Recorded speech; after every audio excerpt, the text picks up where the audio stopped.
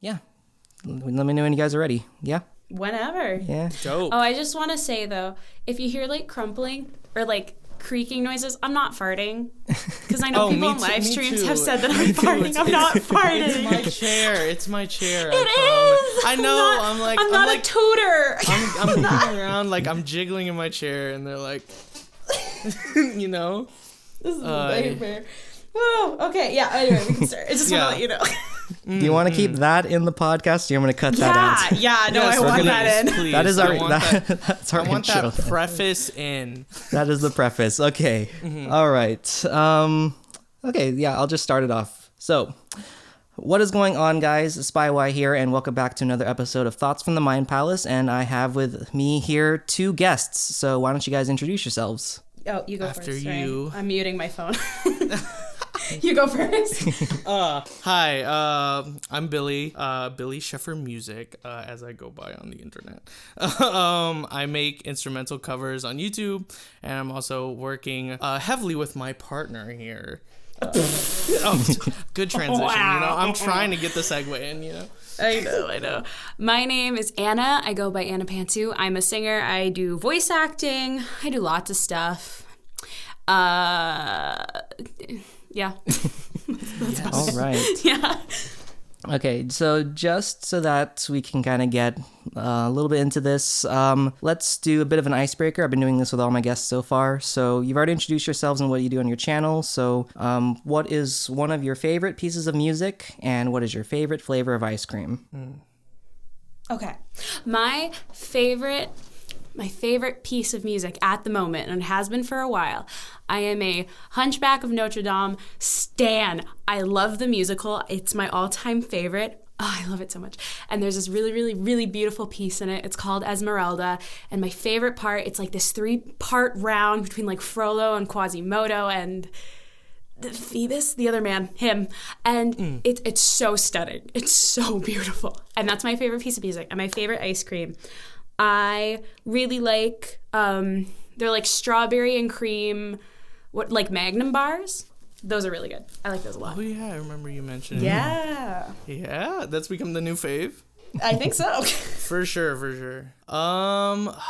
Favorite piece of music. It's so tough for me because I'm always going through music. I'd say right now I'm bopping to a lot of jazz, just because it's always been like kind of a low-key fave of mine, but I like to bring it out like sometimes. So right now I'm just listening to like the Cuphead soundtrack and like Tank. Tank specifically by the Seatbelts. Also the OP to Cowboy Bebop. But my jazz band, not my jazz band, but my school's jazz band is playing it for like some not a competition, but like a little gig that they're doing. And it's just been like I've been bopping to it while I've been working and things, and it's getting me through the days, you know. My favorite flavor of ice cream, cookie dough. Cookie dough, hands down. Can't go wrong with cookie dough. It's just love. Nice. I've been kind of flip-flopping recently. It's been a toss-up between rainbow sorbet or mint chocolate chip. Fair. Totally fair. Okay, totally validated. I don't know why I'm suddenly like gravitating towards mint chocolate, but of all things, but like I don't know, I just feel like I need to have it in my life recently, and it's like I haven't had enough of it. It's very refreshing. Flavor. I mean, like Girl Scout cookies, those Thin Mints, dude. That's a whole other discussion we could have. I know. Not the question right now. I know. I'm sorry. It's just the mint chocolate. Okay. Okay. I'm sorry. I didn't mean to bring cookies into this. It's like okay, we can make it. Okay, we'll have an entirely separate podcast just on Girl Scout cookies. Perfect. All right. The discourse. The tier list, dude. I have a list, dude. Like it's like okay. Hold on. Oh goodness. Oof.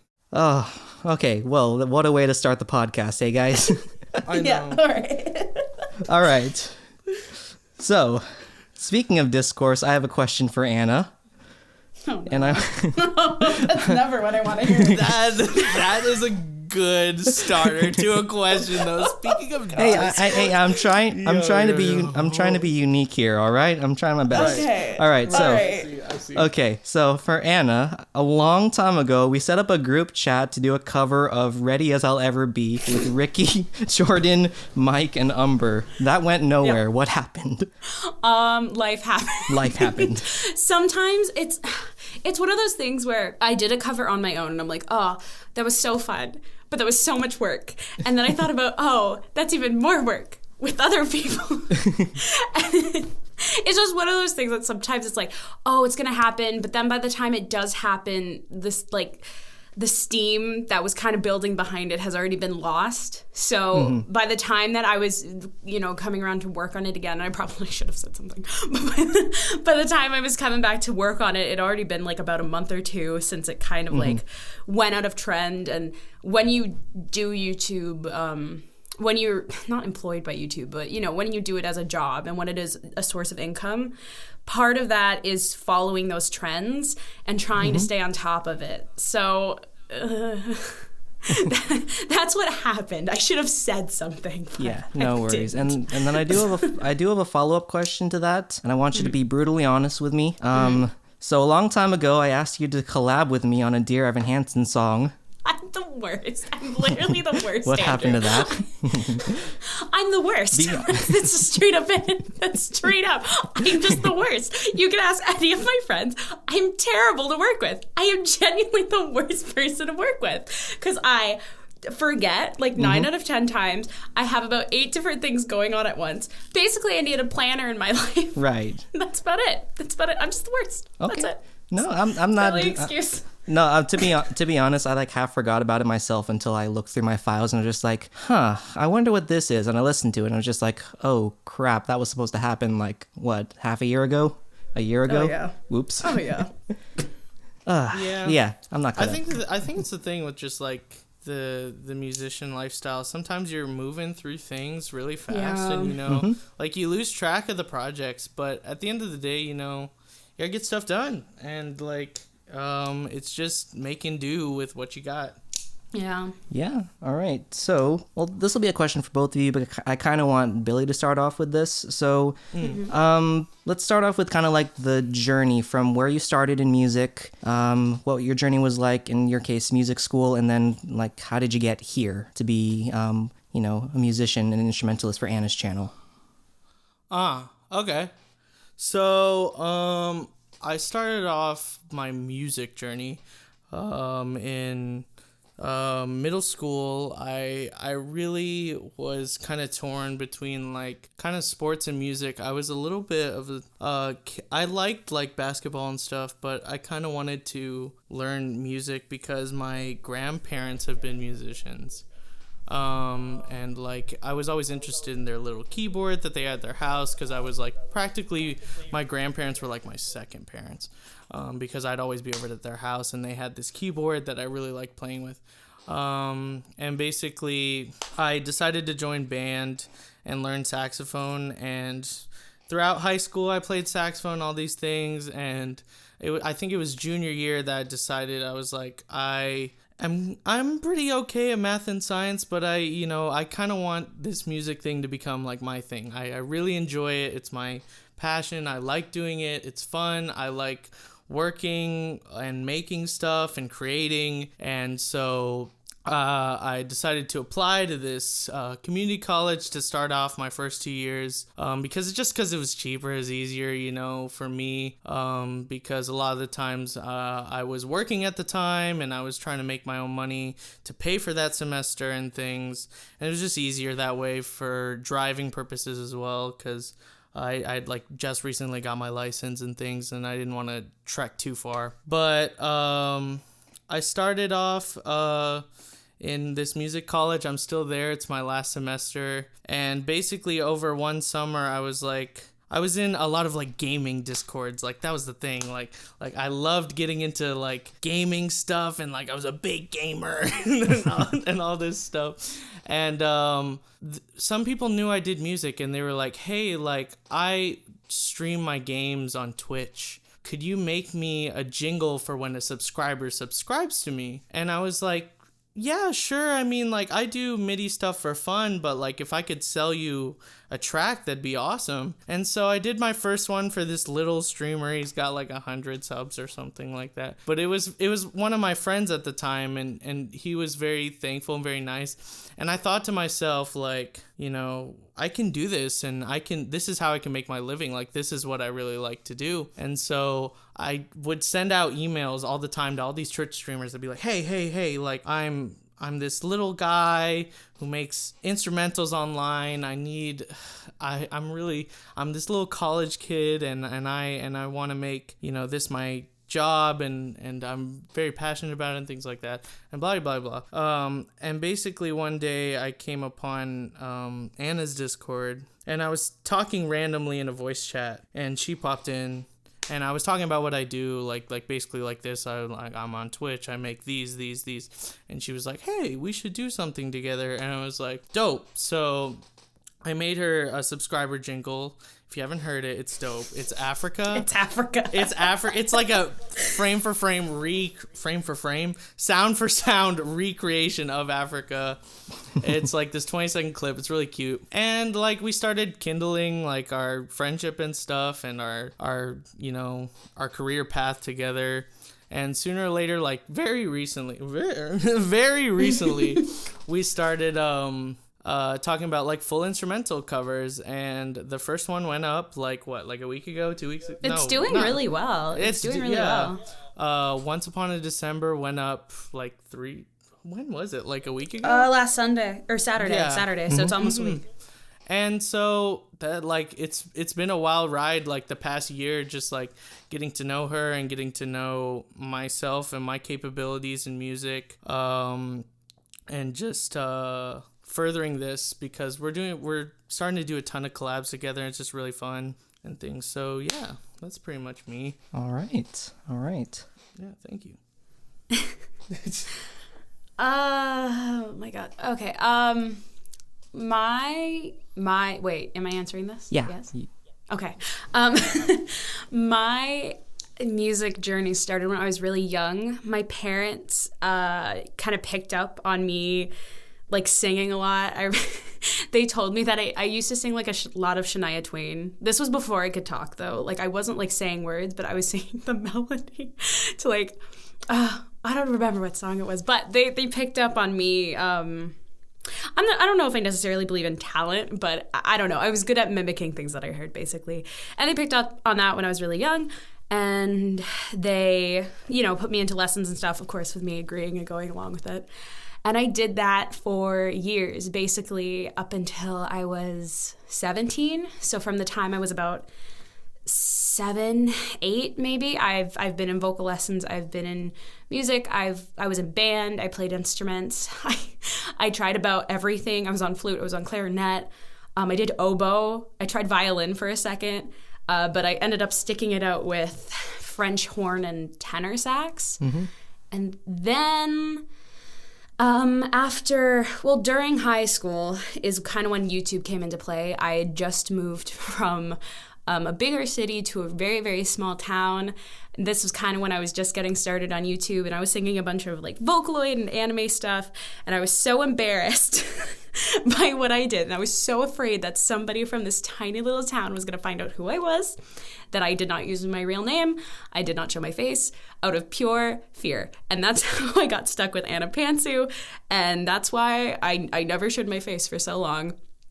Then by the time I hit, 12th grade, so I was 18, things were going really well. I had like 200,000 subscribers, and the way I ended off senior year was with my yearbook quote, and it was, I've been famous the whole time, and it was a link to my YouTube channel. And I do by no means think that I'm famous. I just thought that was a nice, clean way to end it.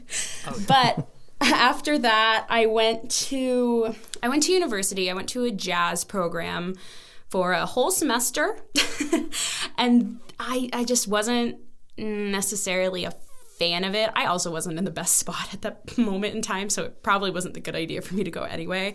But I wasn't a huge fan of the program itself for a couple of reasons, but, I'm not in it anymore, so it's no issue to me. And then then Discord started happening, and I met some awesome friends through there, and I ended up meeting Billy and a bunch of other people that I really, really care about and have.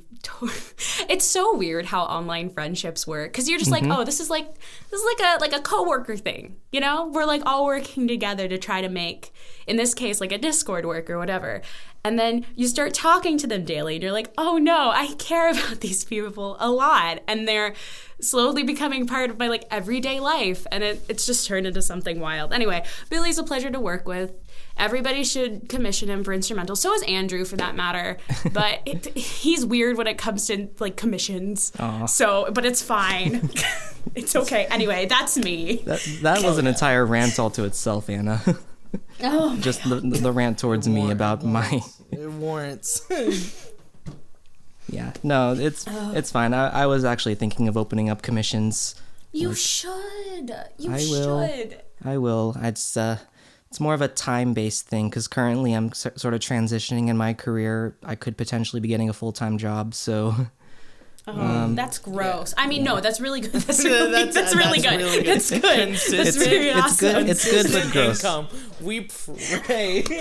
Oh yeah, that's so cute. We have a friend. His name's Ian. He's a nurse, and he's the only one out of our whole group who's going to have steady paying job. To have that steady paying. We're all very envious of Ian. He's making it. He is. Yeah, nurse. I'm envious. So much work though. He's smart though. He's a good. He's very smart. He's very good. Alrighty then. Okay, so just a bit of a transition here. So a lot of people on this channel, this is my animation/art channel. A lot of people may not know who Anna is or how she knows me. So Anna, I don't know if you want to give like a little spiel on how you found me and how we started working together. I used your instrumental without permission, because I'm so messy. I'm the worst. I haven't heard this story. Okay, so I make covers on YouTube. I'm not like a huge YouTuber. I have a bit of an audience, right? Like I'm not gonna toot my own like horn here, but. 500,000, we hit it. There's a couple people. There's a few. So I've made covers for a while now, and I think it was Here Comes a Thought from Steven Universe. And I heard your instrumental, and I'm like, I like that. I'm going to use that. But I'm not going to ask permission to use that, because I never did that back in the day. So I use it.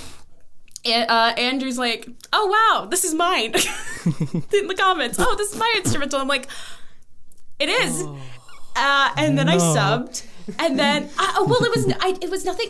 I don't think it was any like controversy other than that. But like then after that, it's like I followed you back. We talked a little bit. We're like, oh, like do you want to do stuff together? And we made like Africa, and I've used your Helpless instrumental. I've used a ton of your instrumentals. Yeah. But you're just a cool guy. I really like working with you. I really like your instrumentals. With a lot of people who, specifically people who play piano, I find there's either, it's like some people know how to write or play for vocalists, because it is different than playing on your own. Yes. Like some people know where to put things, some people don't, and that's okay because it is a learning curve. But it's like you know where to put things, and it's so nice. It's so nice. So does Billy.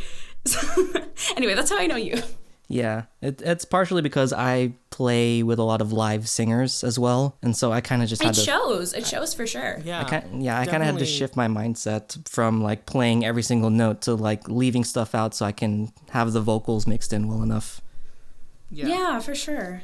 Yeah, a little bit of a behind-the-scenes thing for me is I tend to not sing to my own recording while I'm recording. I'm kind of like mumble singing the recording. And I so definitely do that too. Yeah, but the thing is, like, I have the camera footage, and so I immediately mute myself in my editing software just so I don't have to hear my like horrible off tune. Like I just do that just to get the timing down, because like especially for Broadway stuff, a lot of that stuff is like half talking, half singing. It's so hard.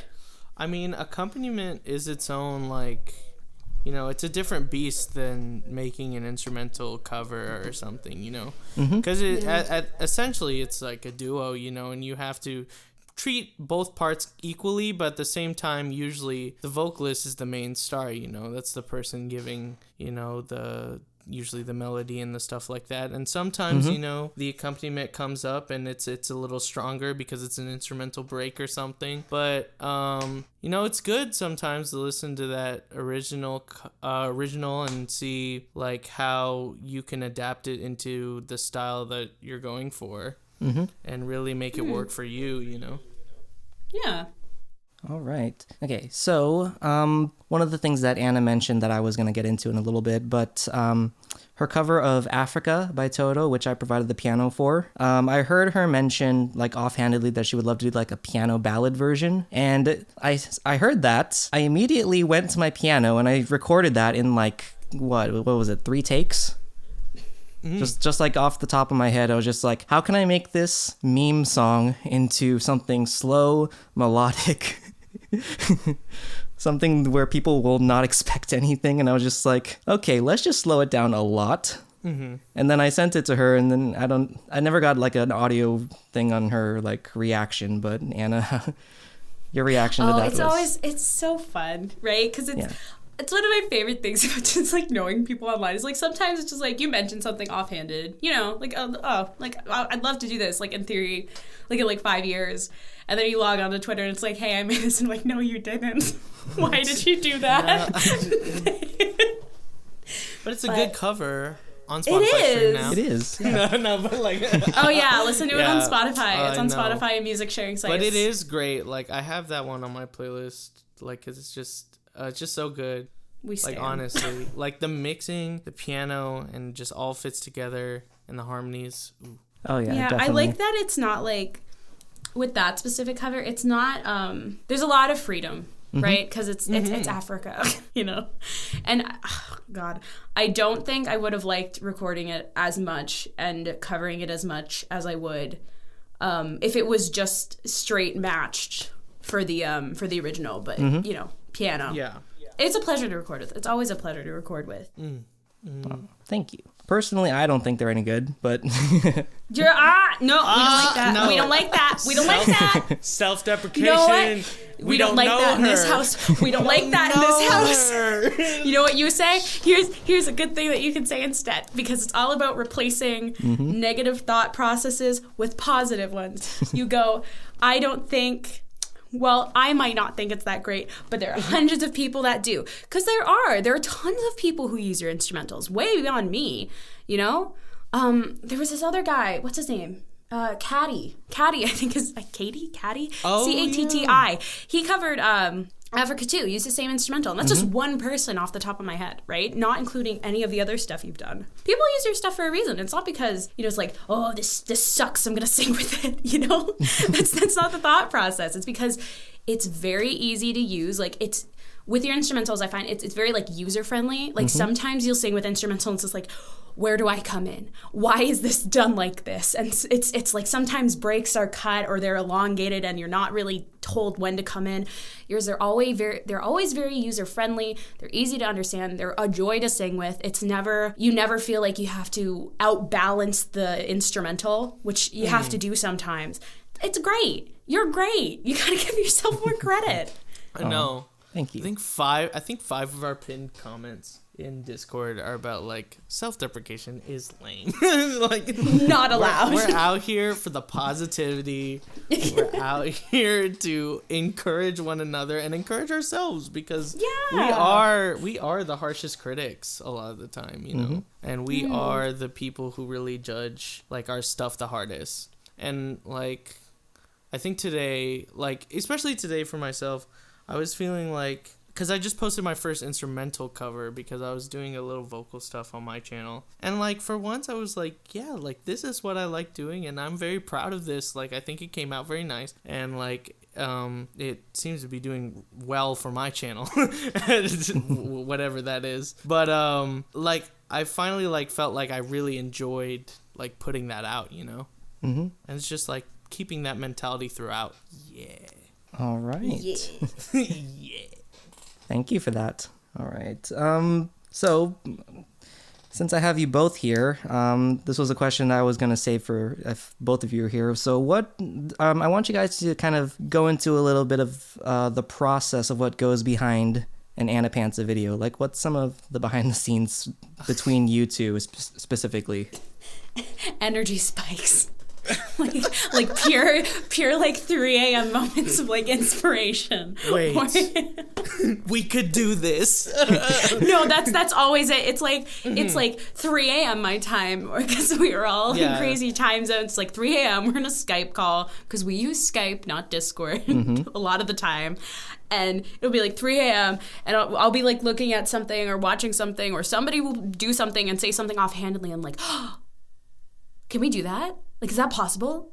Is that a cover? Can we make that? And that's like 90% of the process right there. Yeah. And then recently it's been because I've been trying to go back and like redo a lot of these older covers so I can like publish them and stuff, because that's a beast in itself. But because I've been doing that, you know, I have to get instrumentals recreated. And a lot of them sound good as piano instrumentals, even though it's nearly impossible to make, you know, for that or a full orchestrated piece sound good in a piano instrumental, but it is possible. Billy's been pulling it off really well. Yeah. But, you know, recently we've been doing a spreadsheet. So I've kind of just been listing off these songs that I want to recover and that I think would be good to recover and are, you know, can be adapted to piano. So like, what was it last night? It's Over, Isn't It? Like, he just finished that one. I'm doing a DuckTales song, which he didn't even make for me. I just stole the instrumental. Yeah, I mean, like, it's been just really good these past few months in terms of like planning out stuff. We're finally getting into a groove a little bit, I think, where she's messaging me on this spreadsheet with a list of songs. I will go down and basically, most of the time I ask her, you know, it's like, which one roughly do you want? Like, at what point? And I think right now we're like doing like a kind of a rough schedule of like which covers are coming up when. It's a lot based on like, obviously, just kind of difficulty standpoint and timing, because I'm still in school. And if I have if there's like a really difficult one, like, for example, some of them are like, you know, like Disney orchestral stuff, you know, and taking that and reducing it to like just piano or piano and very few instruments is tough sometimes. And, you know, it can be tough also when there's not a lot of references to go off of. Like, you'll look on MuseScore to try to find, you know, some kind of sheet music, or maybe you'll try to look at other people's piano covers and see what you can take from that. And sometimes there's a lot of material and sometimes there's next to nothing. Oh, yeah. And you have to work with what you got. So, like, you know, to make it happen. So sometimes, you know, it's me going on Spotify, putting the one song in a playlist and constantly listening to it over and over again. And like, oh, it's in D. And like same. This. And other times it's like, oh, there's this cover of it that I really like listening to, and I can kind of listen to where the chordal structure is going and where, you know, the arrangement picks up, and where I can put my own pizzazz on things, you know, because you don't want to outright steal something, but at the same time you don't want to lose the integrity of the original recording, right? Because you're kind of trying to mimic it. So, you know, I can arpeggiate something here. I can you know, roll this chord or whatever. And, you know, so that goes into the process of at least making the instrumental. Once it's finished, I send it to her, obviously through a DM or whatever. And then I tell him what he has to fix. Then she tells me, well, then usually it's like I send her the first draft and then I send her the PayPal invoice, and it's like, hello, I'd like my money, please. send him that fat check, and then I tell him everything to fix. Yeah, I'd like that. Yeah, because like, but I think it's a good system to kind of send like a draft and your PayPal, because you don't want to send the final product and then get swiped, you know? Again, though, not that obviously you. That she'd never swipe, but like, you know, just a general business practice, you know, especially for you artists out there who make art, you know, like send a mock-up or send a draft before you send that final, and then make sure you get paid and then send the final if they enjoy it, obviously, and they still want to work with you. But yeah, I send her the file. She tells me, oh, this is sick, and like I'm like, okay, that's great. Or that's great for me. You know, I can move on to the next one.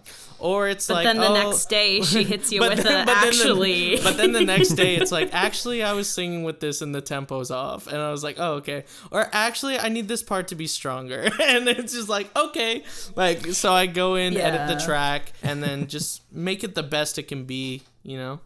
A lot of the times, though, it is even like with the instrumental, it is kind of like a collaborative effort. I mean, don't get me wrong, you do the most. You do basically all the work.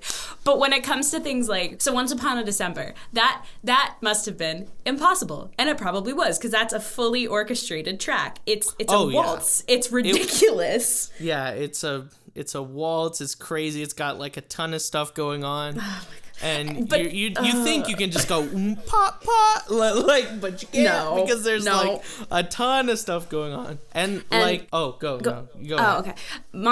It's that part during the instrumental section where it's like, across my memories, burning, and it just goes off, right? And that's so hard to translate through piano. So that's where things like I'll add certain effects to the instrumental, or I added a subwoofer to that part just to see if we could thicken it up a bit, and it worked. But it is a collaborative effort. I think we have a pretty good system at this point. Yeah, for sure. Like what I said about accompaniment earlier, it's just like at the end of the day, it's a duo, and both parts are equally important. You know, so knowing, you know, what is going to work best for your ensemble is important, because, you know, you don't want one to suffer because the other one is not doing their job, you know, or because they're trying to outdo the other. That's something that you hear a lot. Because one's trying to be the hero, you know, and you end up getting something where it's like, well, I really like the piano, but like the voice, blah blah blah, or vice versa, you know. Yeah.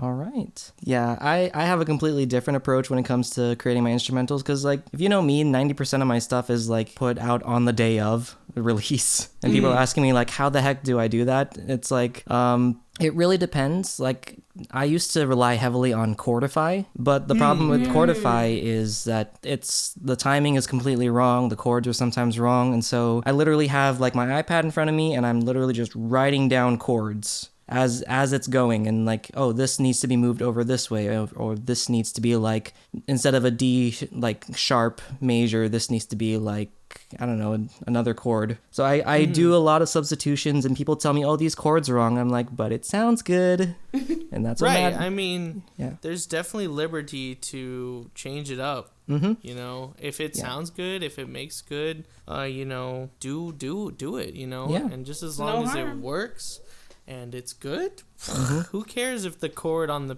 piece of paper or on the website is different? You know? Definitely. Like, take for instance the Steven Universe medley that I posted like heck long ago. That one, there is a full set of chords on Ultimate Guitar that I used. I didn't use all of the chords, and like a lot of the timing is off, but that was really the first time that I decided to like try and change up the formula, especially because like you never really heard Steven Universe songs be like piano instrumentals before. And then I think there was like one other guy doing a medley, so I was just like, okay, I'll just try this. And there wasn't a video for those chords or that particular arrangement, so I just went with it. And then stuff happened. It translated really well though. Sometimes when you mess around with chords and like you mess around with timing, it like sometimes you're like, is that really that song? But every part of that medley, oh my goodness, every part of that, it's late. Every part of that medley, like I knew what song it was, so it wasn't like you were sitting there reaching, trying to like, is that? No, like it worked beautifully. So I don't think there's anything wrong with mixing that up. I think it sounds good, honestly, and it does. Yeah. Like a lot of the small stuff that I add in between, like a lot of it comes from me recording and then messing up at a certain part and trying to think like, what can I change here to make this easier for me? Because Right, yeah. yeah, a lot of my chords nowadays, I work off of an iPad while I'm playing piano. So it's like I'm either swiping left and right to get past like sheet music, or swiping up and down to go through Ultimate Guitar, because the scroll feature is just like it doesn't work for me for some reason. Yeah, and then it's like I don't know. Yeah. I feel you. Yeah, and then I mean, oh no, go ahead. Oh no, I was just gonna say like, and then like somebody asks me to play it in a different key, and I'm just like, okay, I gotta transpose this. I gotta figure out how I'm playing this riff with these like in this scale. So okay. Yeah. I mean, for me, it's like I'm a big like theory buff, like theory as in music theory, like not like I don't know game theory, but like I study it at my school and stuff, and I'm not saying that you can't succeed as a musician without music theory. Like, you definitely can, you know, if you have the drive and the talent, you know, you can definitely succeed in this industry as just a musician who may not even know how to read music. I think there's a benefit in learning, you know, basic music theory to get yourself kind of situated with how it works. And with my profession doing instrumentals, it's a big help because I get to expand on ideas that maybe I think are, you know, more just good for the instrumental, or even like maybe a more modern take or a different take on things. And whether it works or not, you know, we can figure that out when we're doing the final draft, right? But like, you know, extending chords, you know, rolling things, making different rhythms and stuff. A lot of it is like even listening to today's music and kind of figuring out like, you know, what are people enjoying, what are people liking, and, you know, kind of like emulating that as well. Just having fun with it, you know? Yeah. Yeah. All right. I have a bit of a long question that I wrote down for Anna. The question's near the end, but so your live streams, everyone wants to collaborate with you. Everyone wants you to sing this song and that song. They're shouting songs that you may hate, or like shouting memes at you, or asking to like marry you or your voice. Like Nobody by Mitski. Stop! So my question to you is, how do you filter out the noise and balance what you want to do and what your audience wants you to do? You pray that I'm good at online. this.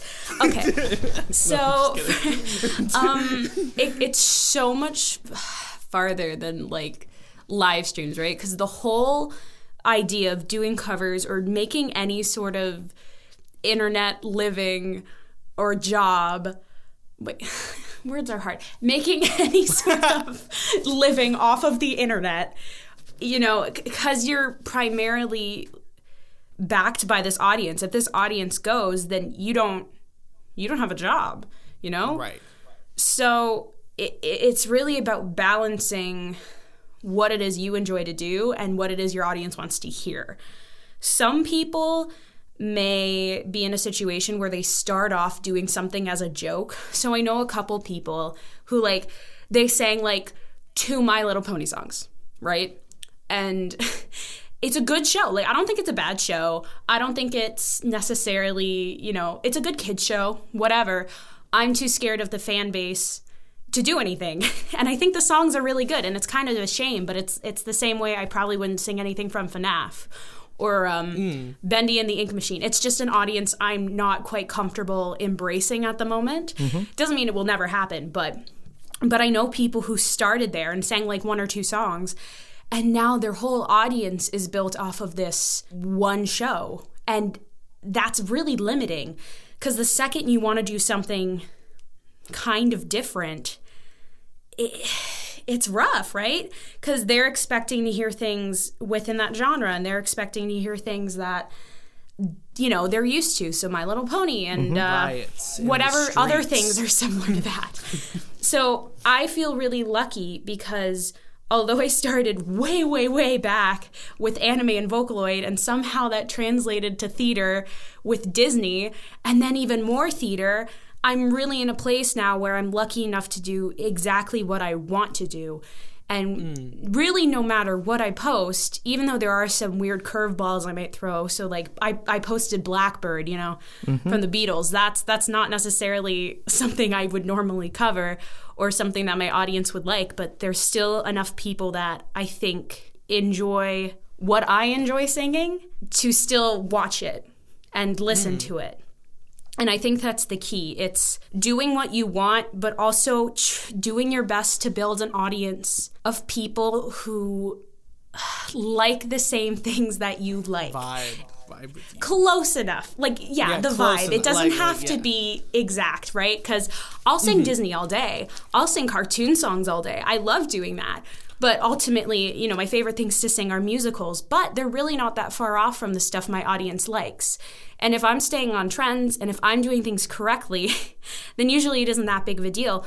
But I think when it comes to cover artists in specific, you try your hardest to grow an audience that appreciates your voice over your content, if that makes sense. So as hard, and it's very like a general and vague thing to say, but it makes sense, true. Though.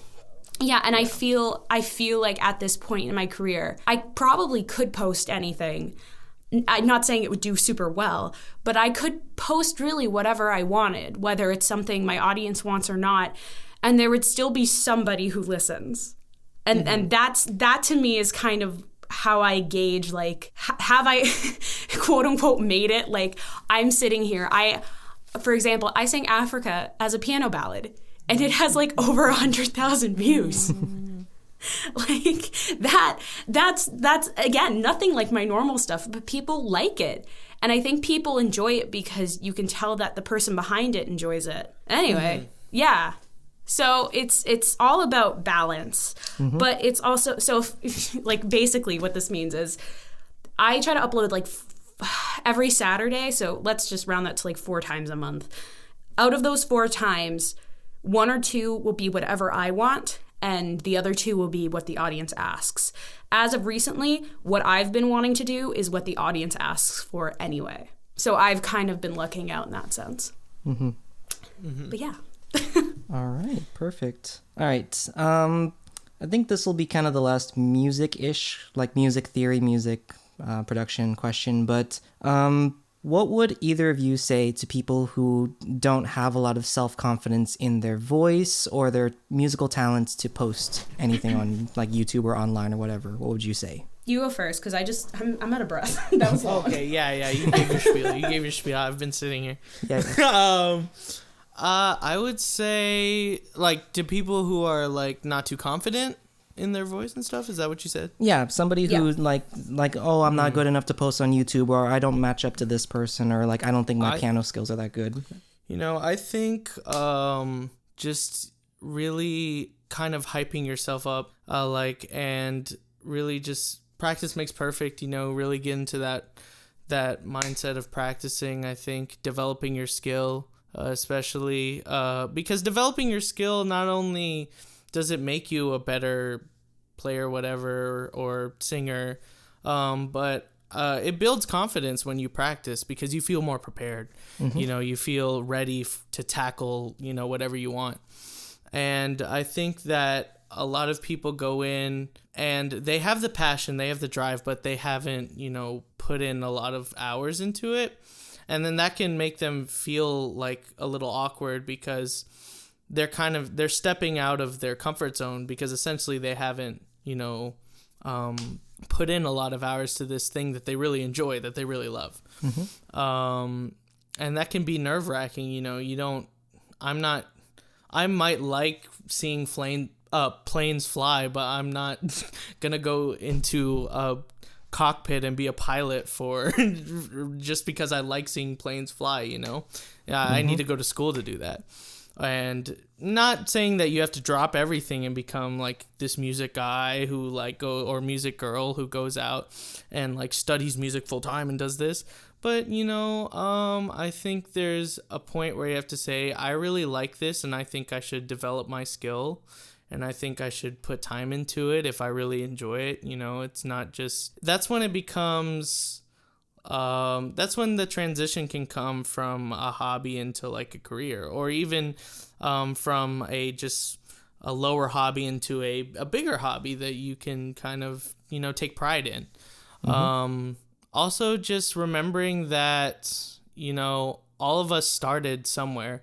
I didn't start as this Beethoven or Wow. this musical prodigy, and some people do have that skill and they get there, but like most of us that started off not being amazing. I think a lot of people who are in the music field like really did work to get there. Well, at least I'd say hopefully a majority. Yeah. But and you don't have to come out of the gate shining like a star, and burning all the what, shining, burning, I don't know. But you don't have to come out of the gate with like the biggest hit and then like everything, because honestly it's probably not gonna happen. Like no. And just being realistic with yourself, and if you really enjoy it, you'll continue working because you enjoy it and because you want to, and then sooner or later your work will become fun and it'll be like hand in hand, and you can really gain more confidence, and usually that gains more skill. So I think that's just the main thing. There was like several things in there, but yeah. With people who don't have the confidence in music or any skill, right? It's not just limited to singing or piano or anything like that. It's usually because a lot of the time, you may have not given a whole lot of time to it, right? So when I was really young, or when I was starting, not saying that you can't be self-conscious and be older, because that's not what I'm saying, but when I first started, I thought I was the worst. I was so hard on myself, mostly because I didn't sound like these people who I absolutely idolized, which at the time was like Jubyphonic, right? And she's awesome. Like, there's nothing wrong with her voice at all, but her and I, we sound nothing alike. And even when I was first starting, we sounded nothing alike. Same with like Liz Robinette and Adriosaurus, like beautiful vocalists. They have stunning voices, but they sound nothing like me. So I had all these people that I idolized and all these people that I wanted to sound like, but physically could not.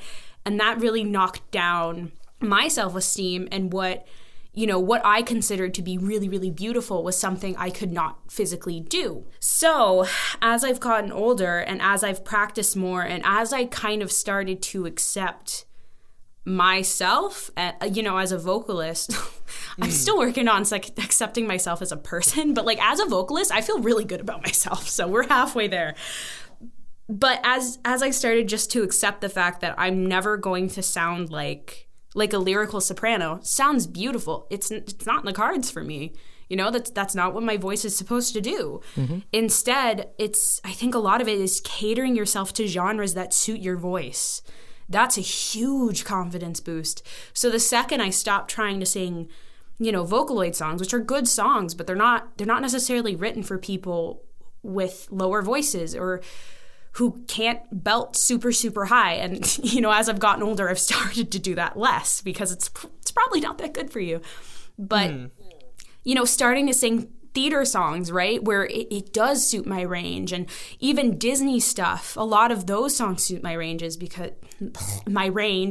they're basically theater and jazz and all these kind of lower, mellower songs. That gave me a huge boost because I'm now singing these things that not only do I think sound really good because I'm not trying to fit my voice into something else, but, other people enjoy too, which I always think is nice to hear. But you should not get your confidence from other people. Anyway, point is, practice, and also don't compare yourself to other people because A, you might not be in the same vocal range, or the other possibilities are they could have been doing this for so many more years than you, right? When I was 13, God knows how old the people who I was listening to, probably in their 20s. So my 13-year-old was trying to compare to a 20-year-old who already had probably 7-8 years more experience on me, whether they're trained or not. That's still a lot of time. And then you also don't know, specifically with music, you don't know what they're using vocally, right? So like some people tune their vocals, which isn't, I don't think it's a bad thing, but some people aren't clear about that. So when you have somebody who's young or who's new to that skill and they think, oh, I don't sound like this all the time, what's wrong? What am I doing wrong? It's not you. It's usually because there's some form of manipulation in a cover or experience or lots of different things. But anyway, keep doing it. Just keep trying. That's the biggest thing. Even like equipment, things like that, that makes Yeah. a big issue. Oh yeah, Like, definitely. Yeah. Like, if you're a high school kid with no budget and recording on your laptop mic, it's not going to sound as good as somebody who's, purchased a condenser microphone built for vocals and a preamp and an interface and things like that. And I think a lot of the time, especially younger, when I was young as well, like I'd compare myself a lot of the time to other content creators that I looked up to. And looking up to someone is not bad, but kind of belittling yourself because you're not at that skill yet is not good. That's nasty. Yeah, we don't stand. We don't do that. So yeah. All right. Thank you guys. That's something that I wish I would have heard back at the beginning of my YouTube career. Like especially in terms of like what's it called? Equipment. Like 90% of my original videos were recorded completely on an iPad. Like audio just like ported into GarageBand. I didn't even know how to do MIDI stuff, so I was taking like an aux cable from the piano to to my iPad and just playing the sound through and just capturing that. I'm just like the good old days. The good old days of like trying to find workarounds, but it worked. Like 90% of my original piano covers were done in Audacity, like with very very minimal mixing because I didn't know what I was doing. Right. It's also important to remember that the people who you idolize and who you think are amazing now started from the same spot that you are, right? Oh, yeah. Because we didn't, not that we're like the highest standard, but just for example here, like, none of us had like thousands of dollars worth of equipment when we were, starting out. I was 13. I was 13 and I was singing on a SingStar microphone. I don't know, SingStar, it's a game for the PS2 and you plug it in with a USB and that was my microphone and my mixing program was Windows Movie Maker. I would export Windows Movie Maker videos and layer the audio, export by export. That was my mixing software for years before I even figured out what Audacity was and what a real microphone was. So everybody starts from the same place. Nobody starts sounding amazing the second they're out of the gate, I guess. The second they're out of the gate. So give yourself a break. Cut yourself some slack. Everybody starts somewhere, and that's okay. Yeah. Yeah, and the last thing I kind of want to add to that is something that I personally have. It's something that I personally have accepted is to stop caring about the numbers, whether it be views, subscribers. Yeah, that's a big thing. And I used to care about that for the longest time, and it's like I admit I was trapped by it. Like I would try to post like I would want to plan to post this because like it's popular at the time, or like I would want to go into this genre because it's suddenly booming on YouTube. I'm just like nowadays it's like I could post whatever I want. I posted an entire like thing of me singing I Love Play Rehearsal from Be More Chill, partially because of the contest, partially because I just wanted to act goofy on camera. Yeah. That's what we go for. Yeah. Enjoy yourself. Enjoy yourself. Because it shows sometimes. And exactly. Yeah. All right. Well, it's been almost an hour. I don't know if you guys want to take a quick like water break or if you need to use the bathroom. I'm cutting this part out. Water right here. I am drinking a fat coffee. Why? It's late. I know it's late, but I hyped myself up. And so, like... So you're hyped, and slowly I'm just starting to fade. I know, like... We're hitting 10:30. Because I was like, it's coming up to, like, nighttime. I'm gonna get tired, so I have to, like, do something to combat, you know? It's the college kid's lifeblood, you know, coursing through my veins. No, but I'm good, though. You're good? Okay, wait, all right, let me turn down my heat, and then I'll be right back, and we can... So let me know when you're finish. Oh my God, Andrew, you should let me read your horoscope. I have a book. I bought a book. This is not your podcast. No. This is our break. Here, I brought it in with me because I'm like, oh, this will be so much fun. I can read his sign chart. She's a really. When were you born? What's your birthday? January 15, 94. Oh, okay, January 15th. I'm gonna read your, not all of it because that's a lot of work. That's fine. January. Pisces? Is he? No, Pisces is this month, March. January 15th.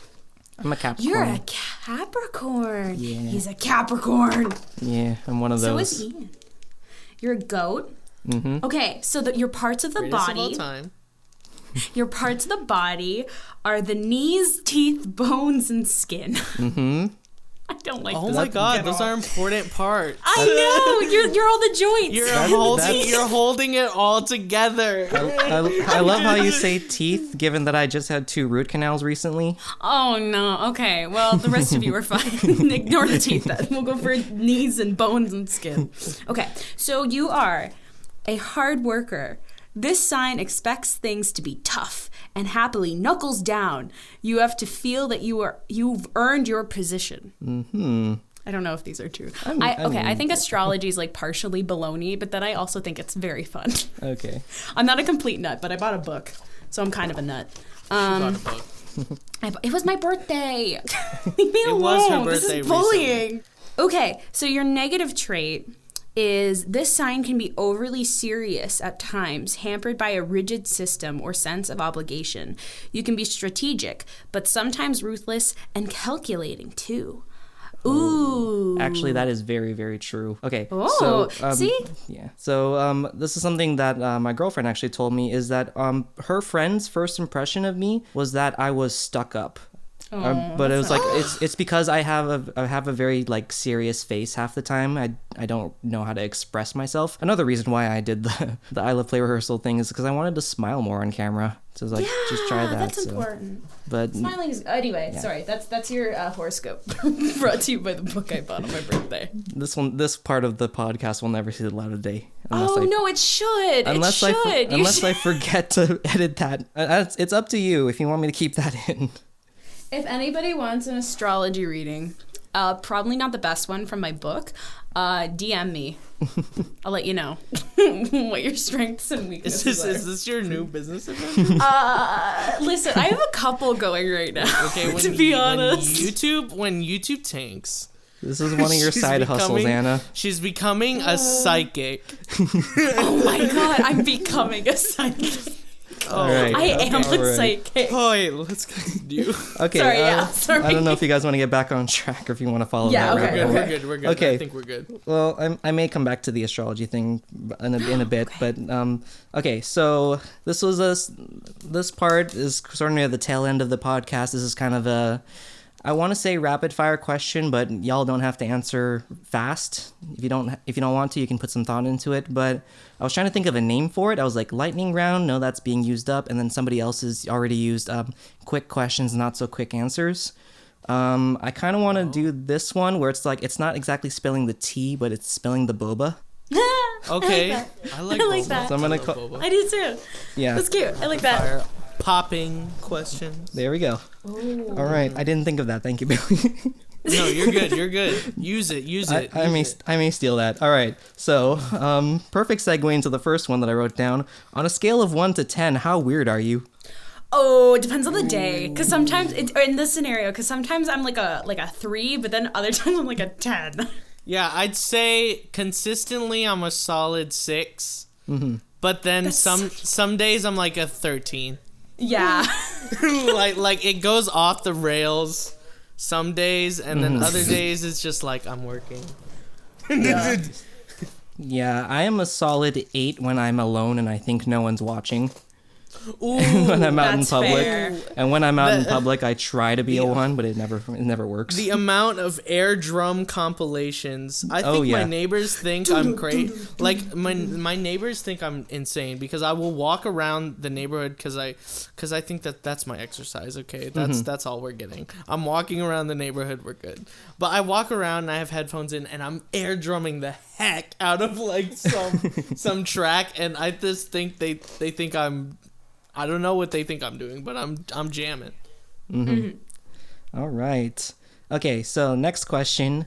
What's a passion of yours that you rarely share with people online? Knitting. I love knitting.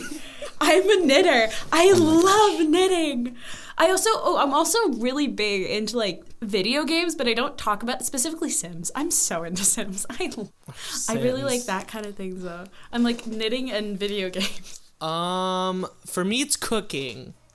I enjoy cooking a lot. Like it's like I don't know, it's like I get to express myself again in another way, but most of the time it's just making chicken tenders. It's so funny though, because like he does it on cam, and they're like restaurant like chicken tenders.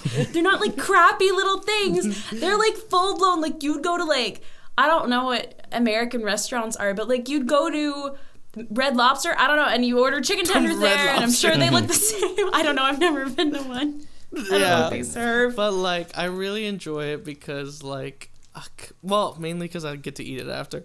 But like also just because I don't know, it's fun. It's like I think it's like the smells that I really like putting spices together. I like that smell generally.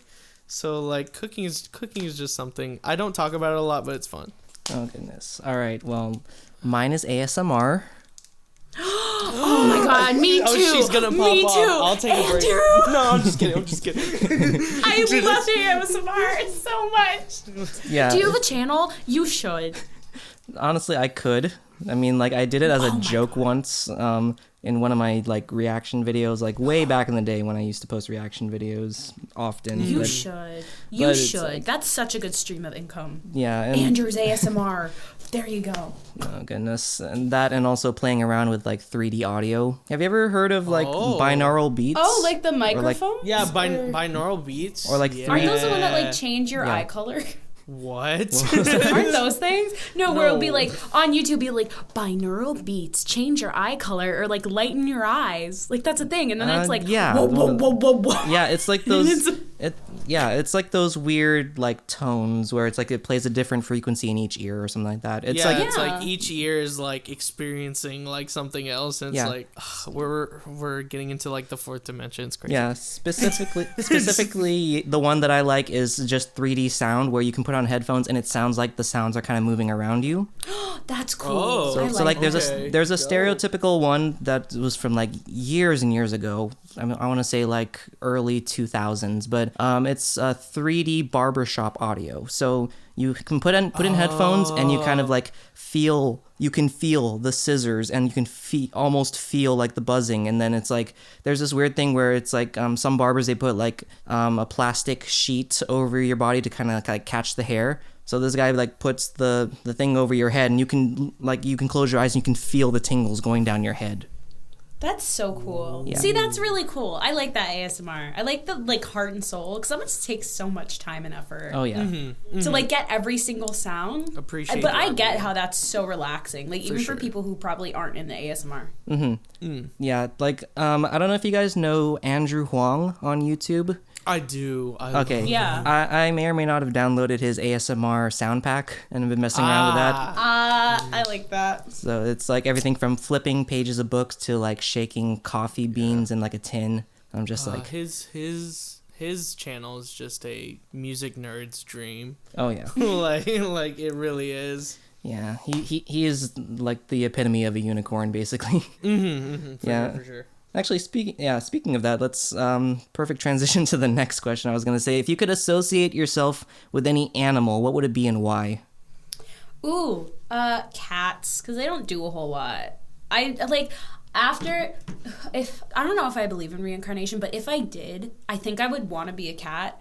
Because life is just so exhausting, right? So imagine just like spending your days like sitting in the sun, you know, and like being fed and loved and sleeping. Mm-hmm. That sounds like a dream to me. I see. I would Billy's say gonna be like an alligator, a dragon. No, I don't want to. No, none of these mythical boys. I don't want to be typical and just jump off yours and say dog, because I would like to associate myself with an active animal, but I know I'm not. So probably more than likely it's gonna be like a sloth or like something that moves very slow and just like is so slow that we're not doing anything. He's just having a good time. He's just chilling, you know. Mm-hmm. I think, yeah, if I could describe myself as an animal, like I don't know. What about like a 7-year-old golden retriever? Mm-hmm. Maybe. Who, like, eats a little too much. Like, he's a little chubby. Like, he's a little chunky. He's going on his he's going on his last leg. No, That's it. Yeah. He's a little slow, but he used to be very active. And he is better days. He is sometimes like when you like when there's a treat involved, like he's super active, but when there's nothing going on, he'll sleep and just roll over or whatever. Like, that's the most activity he's getting out of any day. I love that. That is perfect. Like, personally, I would, before, back in the day, I would have said giraffe for no reason. I don't know why I was obsessed with giraffes when I was, like, in kindergarten. I just was, and that's about it. But I think recently I wanted to say a dolphin, just because I've been watching a lot of, like, nature documentaries and just learning a lot, and I'm just like, yeah, this is my spirit animal. This is what I relate to. Now that I'm looking at my desk, Pooh Bear, like a bear. A bear. Oh my god. Yeah, like, I just love, like, a cute little bear who's like, he's trying his hardest, but at the end of the day, it's still sleepy time, so it's like, you know. Billy's a Winnie the Pooh stan. I am. I'm a big Winnie the Pooh stan. I love Winnie the Pooh. When Christopher Robin came, like somebody in our Skype call, I think it was Jen. Jen mentioned that that Christopher Robin came to Netflix, and I was like, and I watched it the night of, and like cried again, and just like, I love Winnie the Pooh. Sorry I'm sorry if one of your rapid fire question was your favorite Disney character. It's Winnie the Pooh for me. No, that actually wasn't on there, but feel free to share. I don't have anything prepped for that. Esmeralda. I love her. Oh, okay. I love Hunchback. I love Hunchback.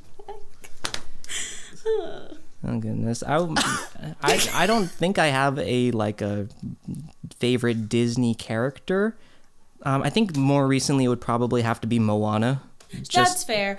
Oh, wait, what about Remy? From Ratatouille. From Ratatouille. That's RG's favorite version. No, hers is Stuart Little. I know he's not Disney. But he's not Disney. That is definitely not Disney.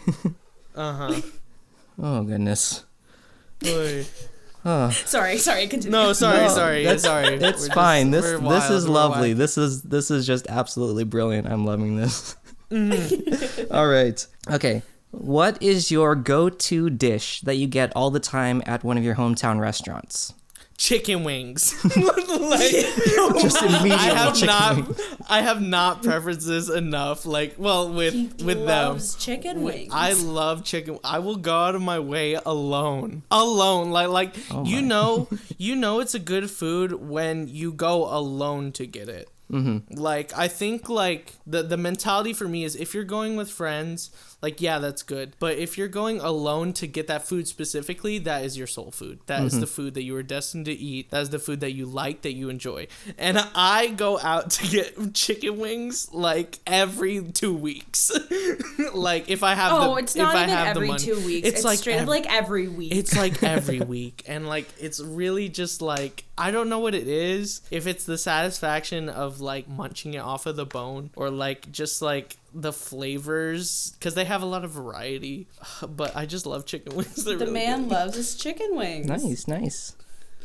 I live in like a very like yeehaw, but not like Texas yeehaw, like rural, rural Canada yeehaw. If it wasn't cold, there'd be an actual tumbleweed. Like yeah, no, like that's about it. Yeah. Like it's very small. It's very rural. Like a lot of like farms, kind of rural. So we don't have a lot here. But the only thing I will consistently eat and I like never get sick of is Dairy Queen. Which isn't even, it's not even a good answer. And I know it's not a good answer. But it's the only thing in this town because all the like nice places are like nice like restaurants, right? Nice. That I don't want to go to alone. You know, it's not Buffalo Wild Wings. It's like a nice restaurant. I'm not going in there to get a thing of mac and cheese every week, but I am going to Dairy Queen once a week to get chicken strips. And no one can stop me. So that's the only thing I got here. We'll visit a Dairy Queen when we meet up or whatever. Please. Yeah, I mean like cuz like Dairy Queen was built I don't think in Texas, but it's a southern restaurant, you know. So you'll get like the full Dairy Queen experience. Yeah, perfect. That I did not expect that answer at all, but I am loving it. What did you think? What did you think my favorite food was? I don't know. For fancy YouTubers like you, I was expecting lobster every day, like caviar. Okay. Wait. Okay, I have two answers you just reminded me. The only thing besides Dairy Queen that I will eat in this town is we have a grocery store and they make really good salads, like really good salads. And they're very expensive. They're like $12. It's not cheap, but they have really good salads and they're huge. Those are really good. Very different. But the Dairy Queen and the grocery store are right next to each other. So just bing, bing, one right after the other. Get all of them. You just get to hit both of those at once and then head home and just... Yeah, never leave. Never leave. My week is done. Sure. Okay. All right. So mine is probably the most on-brand thing I could say. But there's a sushi place that I go to. It's called Mikasa, of all places. Oh. Ironically. And my go-to dish there is a sushi roll called the Lion King roll. Oh, that's cute. I like that. And it's it's one of those where they bake it in aluminum foil and it has like salmon on top, and I'm just like, it is worth it to get this for me, and I'm just like, oh my goodness, it's like, I don't know, soul food. It's like the one dish where I can eat like several trays of it and I will like not get full. It's so weird. Right. It's like you ever have those moments where it's like you eat something and then you don't realize that you've eaten the entirety of it? Chicken wings. Yeah. Yeah. See? Like, there you go. Yes. See? Yeah. All right. I think I might know some of the answers to this, but name a genre on YouTube that you'd love to participate in if given the chance. Hint, hint, Anna SMR. Yes! Oh my god! Okay, this isn't even a joke anymore, because I was talking to my mom about it. I can't give away our business plans, but like... There may be an Anna ASMR in the future, because I am so, especially with all this like scary like demonetization stuff, I'm like so ready to start up a second channel just for something else, you know? So yeah, ASMR I think would be really fun. But then also, I would love to do like Sims videos, like Sims Let's Plays. I think that would be so fun. Sims Let's Plays. So, like Anna plays with commentary. Anna plays, dude. Mafia Part 1. Town of Salem. Let's play with my best friends. Please have me. Love Town of Salem. That's so fun. Yeah. So, I can think of a lot of people who would pay to watch Anna play Town of Salem. We get pretty chaotic. Myself. We all would. Okay. Oh my god. Oh, yeah, no, I would really like to, and I kind of wish I started like earlier, like kind of interjecting myself onto my channel, because people, when you do covers or music and you don't really like talk and you don't kind of like tell everybody like who you are and what you do and what you like, people just kind of assume that you're just this faceless voice who sings things. But then the second you're like, oh, I love to knit, Sims. or I love Dairy Queen, or anything, you know, it's like, oh, a person In this channel, I don't think so. So I kind of wish I started interjecting that earlier, because maybe I would have had a Let's Play channel, you know? Yeah, anyway, sorry. Join the Annapantsu Discord for all the hot tea. Please do. On Please do.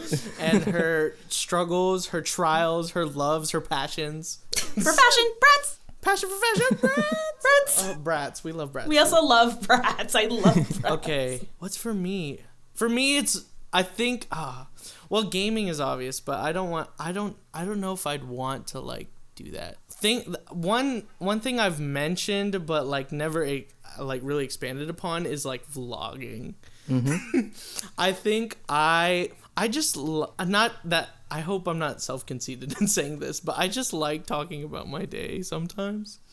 In terms of like, I'll be in like in the Skype group chat, I'll be like, hey, like, I'm doing this, and, or something like that, and just, like, I think it could go hand in hand with, like, the cooking thing, and, like, I just vlog myself cooking and Binging talk. with Babish. I know, I do, like, a Binging with Billy. Binging with Billy, oh my god, we'd Billy. make food, like, and, like, we just talk over it or something, like a maybe not designated as a cooking channel, but just like kind of like one of those lifestyle channels you see around that are like doing like, you know, today I went here or whatever, you know, or and did this, or I cooked this today, watch the process, or you know, just things like that where I get to like just talk to people, because I'm pretty, I find myself to be pretty chill in terms of like just wanting to talk on occasion. I mean, I enjoy the company of people, and like I think like it'd be fun to, you know, vlog my daily life, especially like as like kind of like as a college musician kind of thing, because it's there's a lot of things that go into this. It's crazy, and just like daily stuff that is fun. Oh, I love that. I love that so much, and we need to get binging with Billy to be a thing. Yeah. I know, right? Please. I'll cook on camera, like Oh, goodness. like we'll have the whole like cut off, like to where you won't see my face, but you'll see my like torso. I'll work out, so I like have like 6-pack abs. So it's Oh my goodness.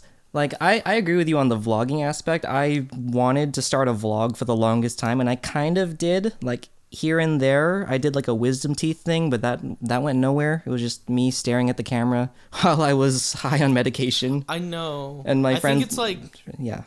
it's something like where you think in your mind it's gonna go well, and then in practice it's like like I have to say stuff, but I'm not really like conversating with people because I'm talking to a camera, and then that camera is gonna comment back when I post it, you know.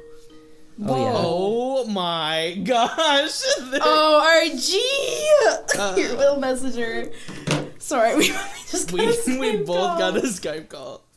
But it's all right. Yeah, so basically, yeah, it's like I've watched so many like YouTube vloggers, and I've seen all the tips and tricks, and I was just like, I want to try this editing technique, I want to try this, but it's just like, I don't do anything. Like, I go to work, I go home, and then I work on videos, and I sleep. It's like, what do I vlog? I can't go outside, because my neighborhood is like no cameras at public places. Like, I don't have really many interesting stories to tell. So one thing that I kind of wanted to kind of like jump into is, and this is going to sound really weird to people who know me, but reviewing memes. Just like, because I am so, I like that. but like from a perspective of like being behind on the times, because I jump on the train of like certain memes so late. So I kind of want that to just be my thing, where it's like I review a meme, but it's already been like, I don't know, a week, and it's already dead, but I'm still keeping it alive. Yeah, keep it on life. So it's like the entire thing with like,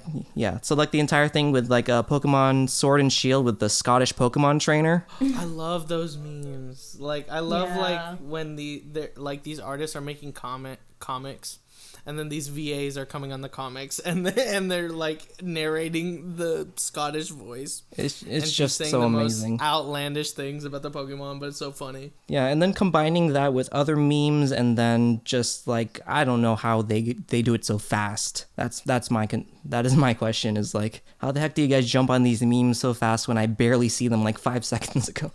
I know, sometimes people are jumping on goodness. these trends and they're finding them like real quick. I think it's Reddit. It's probably it has to be. It has to be Reddit. I think Reddit not only fuels these, but they embrace them, you know. So check Reddit for your daily memes.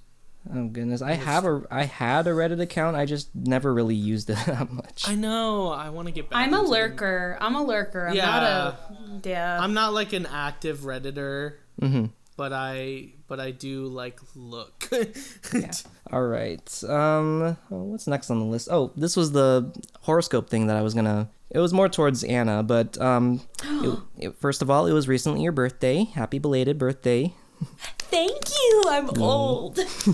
Same. So, you are a Pisces. So, what is one stereotype of a Pisces that perfectly describes you?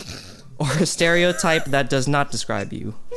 Andrew, this is the best question you could have given me. You cannot give her this. You can't give her this. Because since I've gotten this stupid book, I've always because we have a thing. It's like it's Pisces season. That's what March is, Here she you know. goes. And it's like we're all emotional. We're all a mess. Like things happen in March, and it's been like happening to everybody. We've all been having like Pisces season moments, right? So. We've been like joking. We've been all kind of getting into like astrology just as like a joke, but like kind of seriously too. And the one thing I've never identified with in my life is being a Pisces. I think I am the worst example of a Pisces. I am not this, you know, like mythical, dreamy, constantly, you know, stuck in this dream world and over expecting things of people. I'm not that person at all. I am the worst example of a Pisces. And then there was that whole thing of like, oh, well, actually there's like another sign and it's incorrect. So I did that too. The cutoff date was March 11th and my birthday is March 12th and I'm still a Pisces. It's the one thing, and it bothers me because I'm like, I'm the worst example of a Pisces. I am a practical Pisces. It's not. That doesn't exist. Right. That doesn't exist. No. All optimism. Billy, shut up.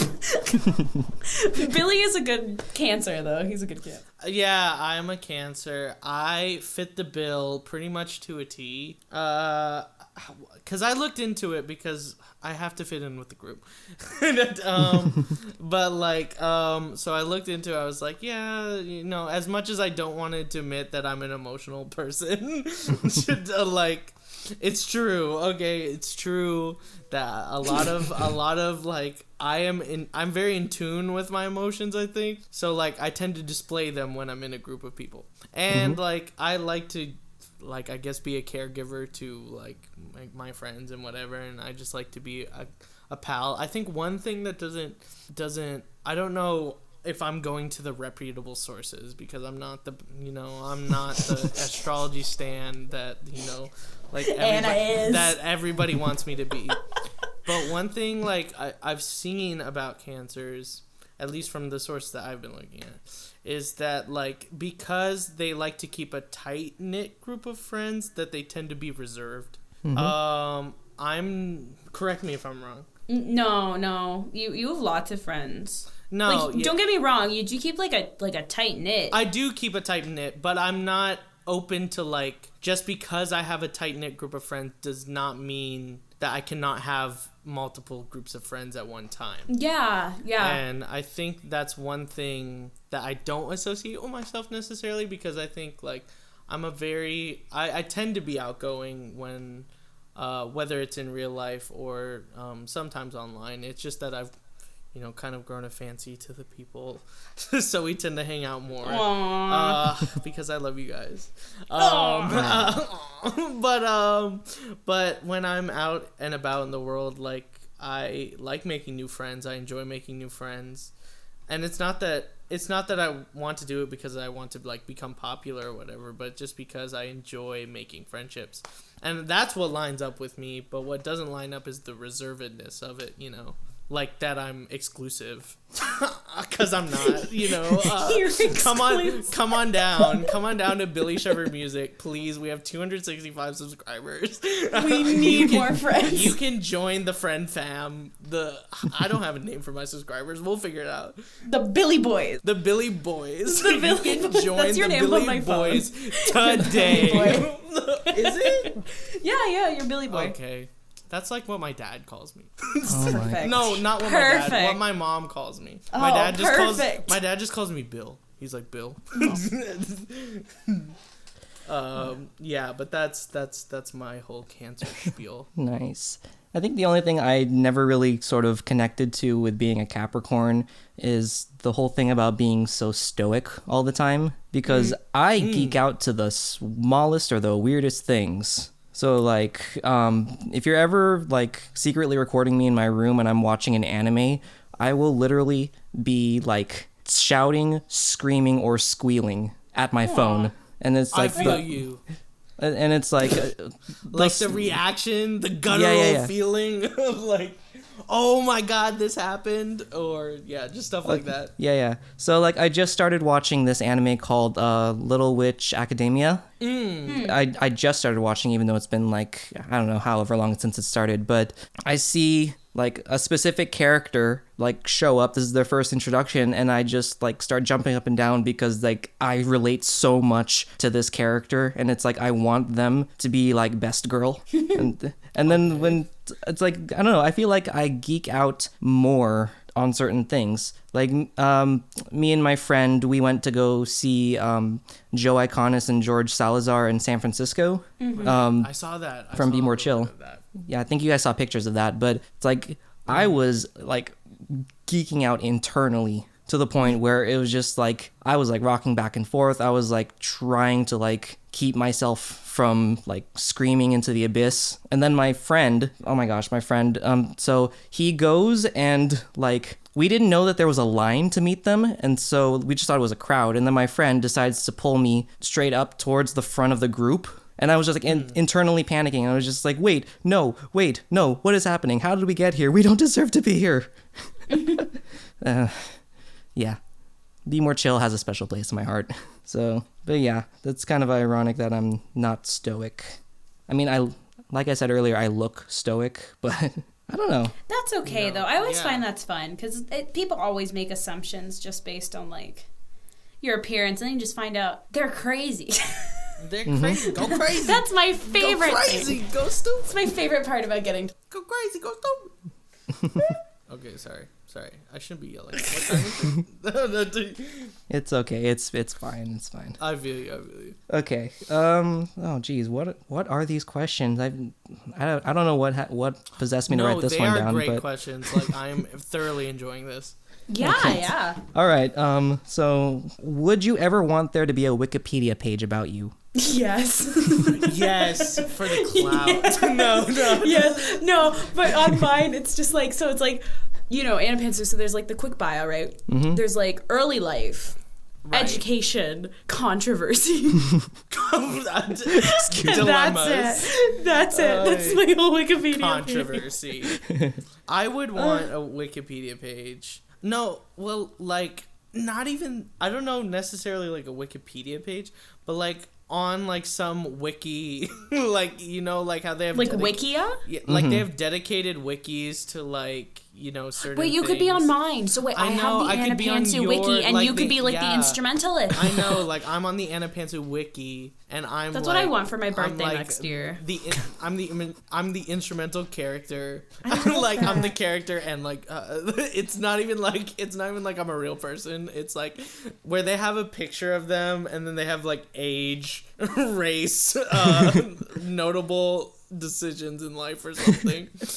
Voice actor, decisions. You know, like all the character traits and stuff, and it just has a brief description of me and like what I do, but in my mind, like I'm a character in like a show.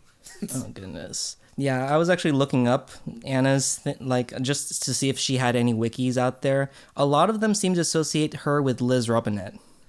Yeah, and I don't know why.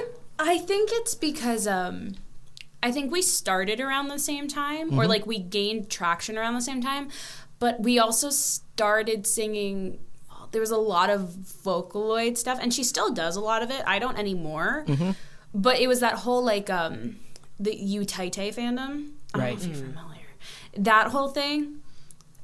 I don't know if she's part of it anymore. But I mean, if you sing Vocaloid, I think You are? Maybe I'm just ignorant. I'm probably just ignorant. But I think that's why. Because I've never really talked to her before. Totally open to it. But I've never talked to her really before. Because we've just never been in the same circle. But she seems very kind, from what I hear. And that's the tea. Oh, yeah. That's the BOBA. That's the BOBA. There we go. Keep the script. We are going to make this stick. We're going to make Spill the BOBA a thing. We're going to make Spill Okay. the BOBA. Please. The poppingness questions. Poppingness questions of the land. I don't know. I'm trying. I'm reaching, stretching. No, it's good. It's perfect. I'm going to use that. I'm going to wear it out until the cows come home. Good grief. Okay. Perfect. Right. All right. So let's move on to this question. Who are your personal heroes and why do you hold them in such high regard?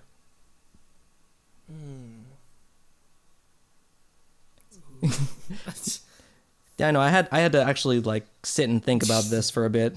Personally? Okay.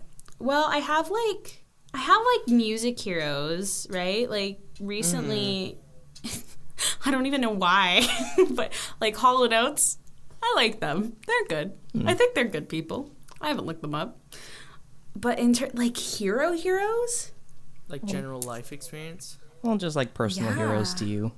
Mm-hmm. Oh my God. I guess. I don't know. I mean, this is hard. No, take your time. Take your time. It's fine. Do you want me to go first? Yeah. Go for it.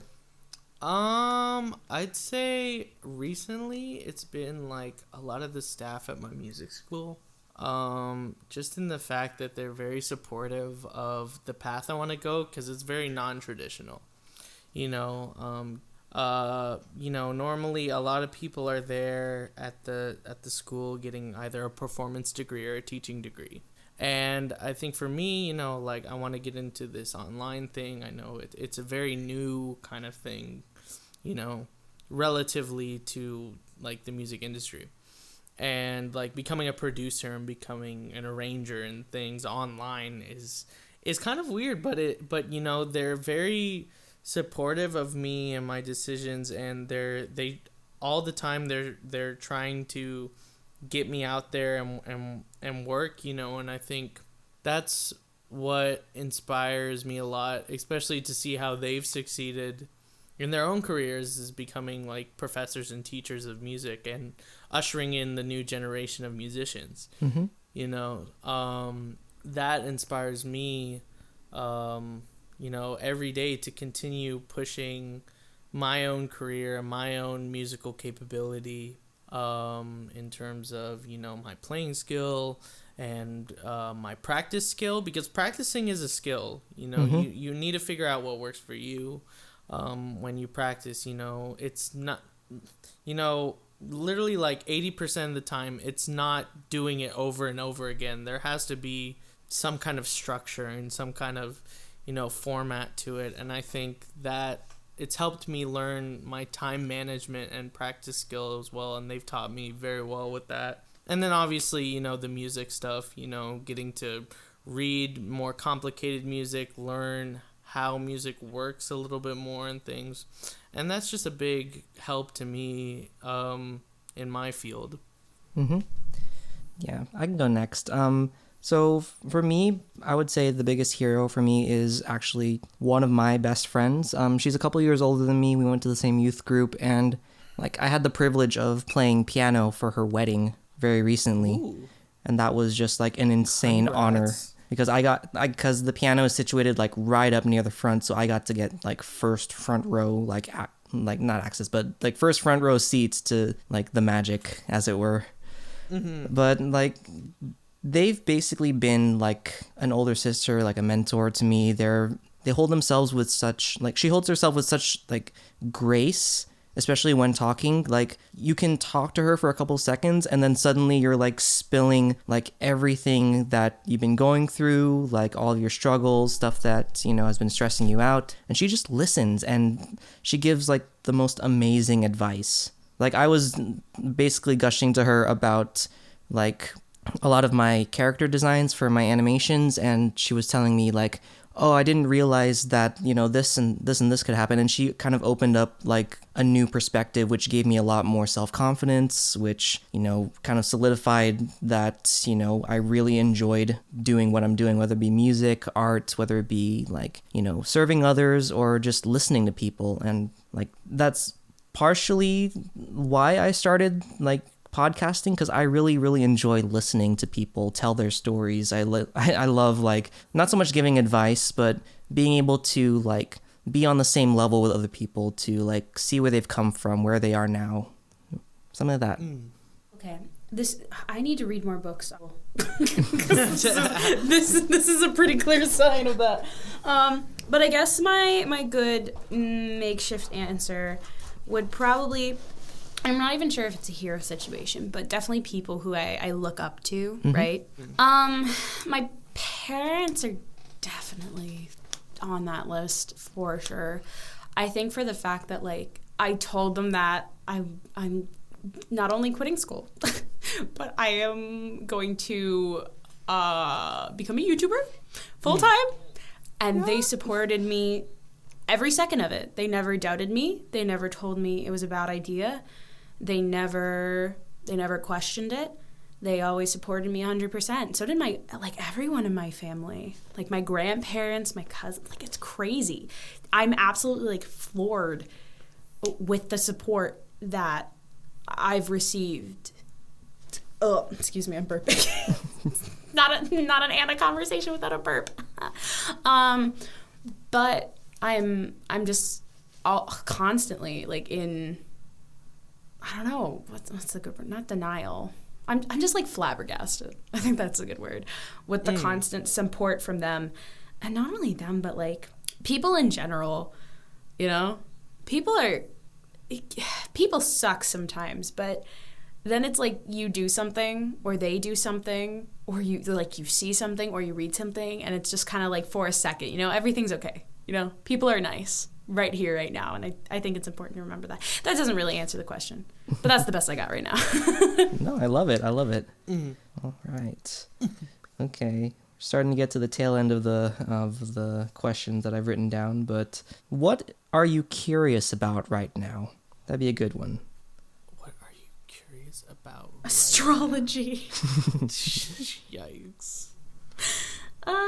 Astrology.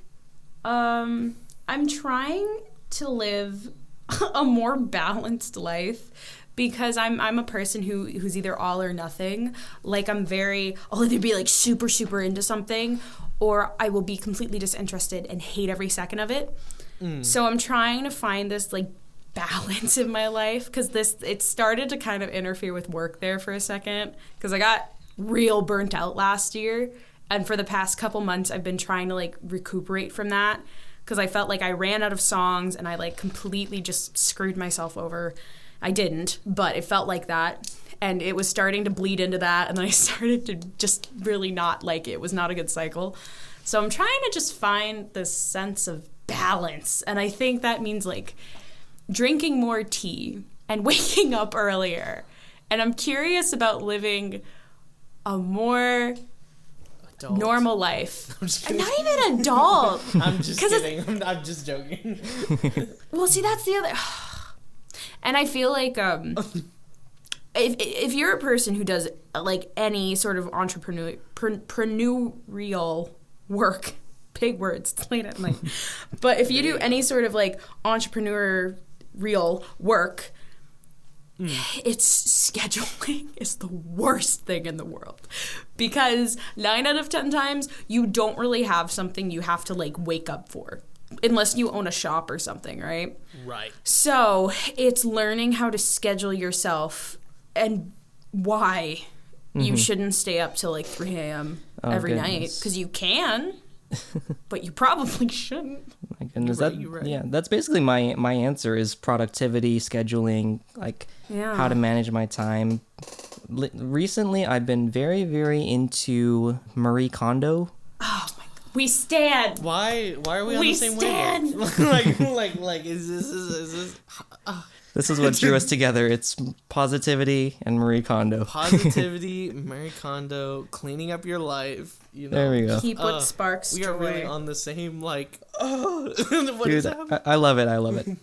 But yeah. Let's see. Oh, I haven't answered. Mm-hmm. Let's see. What am I curious about right now? How I'm gonna do that Barbie thing? No, just kidding. No. Oh my God. Yeah, That's exactly. fair, though. That That's is fair. That is fair. I gotta make a Barbie instrumental, and it's ridiculous. It's ridiculous. It's mainly the because worst. it has no reference point. I and gave you like 2 sheet I know pieces it's of like sheet 2 music. sheet musics, but like they're pretty eh. I guess one thing I'm really curious about a lot of the time is just I'm a big theory nerd, music theory nerd. I love learning new things when it comes to music theory. So like I'm at the tail end of my 2nd year, and we're going into like super weird stuff like atonal music and like music that follows a pattern and things like that, and like just weird stuff like that is just my hobby that I really enjoy. All these like weird, like they literally just smashed the keyboard and they were like, this is a big cluster chord, and like you're like, wait, what? And just things like, it's so nerdy. I'm sorry, I'm being a big nerd right now, but like it's like that's what I'm curious about at the moment. No, that's perfectly fine. Now I'm curious as to what a cluster chord is. I know there's craziness going on. I have to like buy this new textbook by like the next 2 weeks or something, where we go into like 20th century techniques, and it's just a ton of weird stuff that I probably will not use, but you know, it's just good to learn. You know, learning, we stand learning. Go to school, please. There we go. All right. So on that note, I think one thing that we can end it off with is, if you could travel back in time to your younger self, slap yourself in the face, and what kind of advice would you give them in that moment in one sentence? Mine would probably be sleep more. That's good. Just like go back in time, slap myself, and say, hey, sleep. Well, not necessarily like slap your younger self in the face. I'd slap myself, I would. I love how we're on the same wavelength with that. I would just. Yeah. Bah. I guess it gets better. Mm. I think in all aspects. But yeah, it gets better. I That's think mine. I would say stop trying to hide who you are. Nice. Yeah. Because I found myself like in my early days where I was very like just not the person I'm today, very shy and reserved, and I didn't like talking to anybody, and it was not because I didn't like talking to people. It was because I felt the fear of like the validation factor, you know. Yeah. And like it's still a process, but we're slowly getting there. And I think if I told myself younger me that, we'd be in a better position. Yeah. My whole thing was like, I was just so unhappy. Like for lots of reasons, but I was so unhappy, and I thought that like the rest of my life was just going to be as absolutely miserable as I was. And I'm not. Like even looking back to where I was, you know, a year ago, like at my 19th birthday, life is so different. And it's so much better, and that's only been a year, you know? Things change so quickly, and I think it's important to remind yourself that nothing stays stagnant forever, you know? Things change, people change, you change, and things do get better. Things don't constantly stay the same. Yeah. For sure. All right. I love it. Nice All right. deep way to end off the podcast. Very, very nice. I always want to try and leave it off on some sort of a positive note, but yeah. So thank you guys so much for being on this, what is it, almost 2-hour call? 2+ hours? Oh no, thank grief. you for Thank you for having us. Thank you for Of having course. us. I've been meaning to invite you guys for the longest time, especially like Billy, because it's like I needed to pick your brain for a lot of different stuff. And it turns out we're on the same wavelength, and I'm just like, yes, kindred spirit. All right. For sure, yeah. And then, like, Anna, outside of just wanting to collab, is just like, I need to talk to you more. Like, TBH. Yeah, that's fair. But again, it's like I'm so bad at responding to people. I'm so Like, bad at no, that kind of that's- thing. So never think that it's I think you're annoying or I don't want to talk to you. Because honestly, if that's the case, I will be honest with you. But it never really is. Ever. It never really is. Just shoot her No. up, and then when she doesn't respond, shoot her up again, and then try a different medium of shooting her Yeah, up. and then I'll respond. And then she'll respond. Like Okay. it's like 2 messages on Discord, and then I'm like, okay, we need to move to like I don't know, Skype. get Then her if that Skype, doesn't work, and text then me. Oh, Text goodness. her if your phone plan enables you to. Yeah. Okay, well, I think my phone's out, unless you have an iPhone, in which case... No, I no, don't. didn't think so. No. No. Stop! Listen, I'm resisting the man. I'm not buying an Apple product. All right. Okay, sorry, end the podcast. No, that's sorry. fine. It's fine. We can discuss Anna's rebellion from Apple at a later date. Okay, perfect. Perfect. Maybe, or that'll be the entirety of the next podcast along with ASMR and BOBA. So, For sure. All right. But yeah, you guys are welcome to come back again for a future podcast. Just let me know when you're free. And I don't know, do you guys want to say, like, where can these people that are listening, watching, where can they find you on social media and or Discord? Okay, I will go first because I'm the small boy. I'm the small fish, and I need this. No, I'm just kidding. No, I'm on. really no. I'm on YouTube primarily. I'm trying to get like Spotify all situated with myself, but I'm still like a newbie at this. But right now I'm on YouTube at BillyShefferMusic, also on Twitter and Instagram at the same handle. And I'll definitely be on a ton of Annapantsu covers coming up. So you can find me there. As for Discord, I'm a mod on the Annapantsu Discord. on the Annapantsu Discord, so you should join. And Please. you can join just to meet me. You don't have to join. Like, who's Annapantsu? Who's she? Yeah, you can come to meet me, and then you can be my fan instead. There you go. That's what he's doing here. He's making me instrumentals. Yeah, Okay, he's making me instrumentals to steal my audience. I'm just kind of like a little. I'm the shoelace, like All right. tied Oh to my goodness. to the bigger shoe. Tied to the big Oh, okay. If you want to find me, just look up Prince Ali female version. You'll get the whole shebang. That's all you need to know. You'll find me. No, okay. But they won't find Or me on that Annapantsu. one. You can find Anna, just Annapantsu on anything. If you want to see my face, if you want to get scandalous, if you want to know what I look like, that's on Instagram. You can follow me there at Annapantsu with 2 U's. With 2 U's. Yeah. Make sure. Remember the name. Oh my goodness. Yeah. Subscribe. Subscribe. Subscribe to Andrew's Spywi's Mind Palace.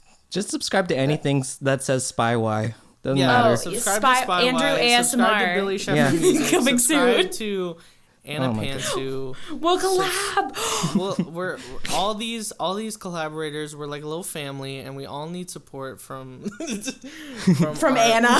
From Anna. Anna's like the grandfather of the family tree. I'm like the rich grandfather, yeah, right? And I then have the inheritance, but you you're all like have to fight for it. We're like Huey, Dewey, and Louie to your Scrooge. Anna is Scrooge McDuck. So like we really need. I'm sorry, I'm on the DuckTales thing. I just posted a video. You can watch it at okay. Oh my goodness. All right. You guys want to do like a sign off? Your outros? Oh, okay. All right. Thank you all for coming. Make sure to subscribe, follow, like, tweet, all that good stuff. Make good choices. Wait, keep it classy. Keep it classy. Make good choices. And we'll see you next time. Bye-bye. I don't have it. Bye. Anna, I thought you were going to forget your own outro for a second. Sometimes I do. It's okay. All right. All right, bye. Bye. Bye.